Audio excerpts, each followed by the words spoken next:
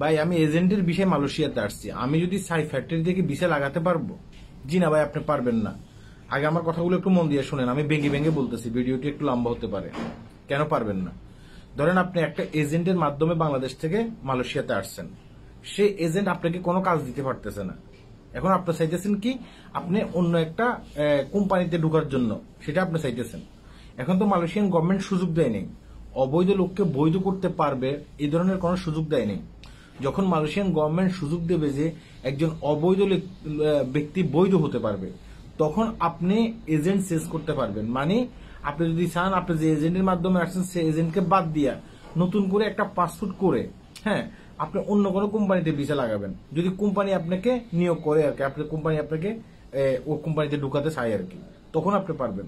তাছাড়া আপনি পারবেন না। বুঝতে পেরেছেন বিষয়টা? শুধুমাত্র কিছু কিছু লোক পারবে, কোন লোকগুলো পারবে সেটাও বলতেছি। দেখেন, মালয়েশিয়ান গভর্নমেন্ট কিছুদিন আগে সুযোগ দিচ্ছে যে মালয়েশিয়াতে যেসব পাম অয়েল বাগানগুলো আছে, সেসব বাগানগুলোতে আপনি লোক নেই, লোকের দরকার। এই কাজগুলো একটু কষ্টের কাজ, সেটা ঠিক আছে, এই কারণে লোকের কাজ। লোকের জন্য তারা কিন্তু তাদের এই যে নির্দিষ্ট যে একটা উৎপাদন আছে, সেই উৎপাদনটা ঠিকমতো করতে পারতেছে না আপনার ইয়া থেকে, পাম অয়েল বাগানগুলো থেকে। সেখানে লোক লাগবে। কোন লোকগুলো লাগবে?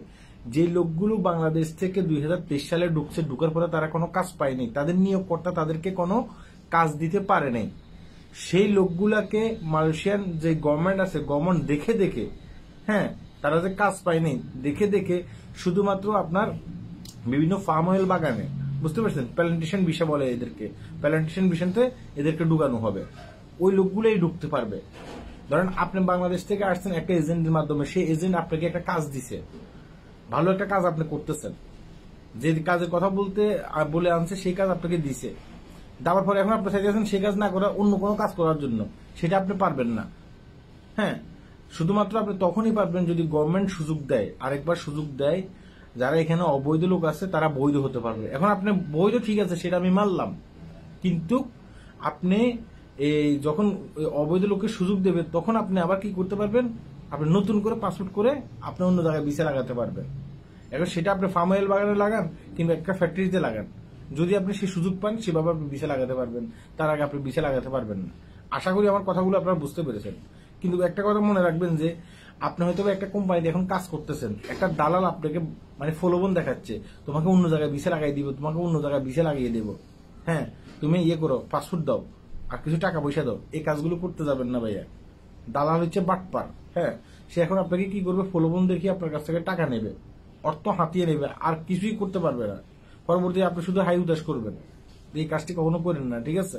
এখন যেখানে আছেন ওখানে থাকেন। যদি আপনি একটা ভালো কোম্পানিতে থেকে থাকেন বা কষ্টের কাজ হয়ে থাকে, বুঝতে পারছি কষ্টের কাজ হতে পারে, এখানে থাকেন, কিন্তু এখন শেষ করেন না, মানে এক জায়গা থেকে অন্য জায়গায় যাই না, বিপদে পড়েন না। এখন মালয়েশিয়ার অবস্থা এখন এমনি ভালো না, কাজ কাম খুবই কম, বুঝতে পেরেছেন? তার মধ্যে যদি লাড়ালাড়ি করেন না, কষ্ট হইতে হইব। যেখানে আছেন ওখানে থাকেন, আর ভিডিওটি শেয়ার করেন। আমি সকলের উদ্দেশ্যে করতেছি এই ভিডিওটি। আল্লাহ হাফেজ।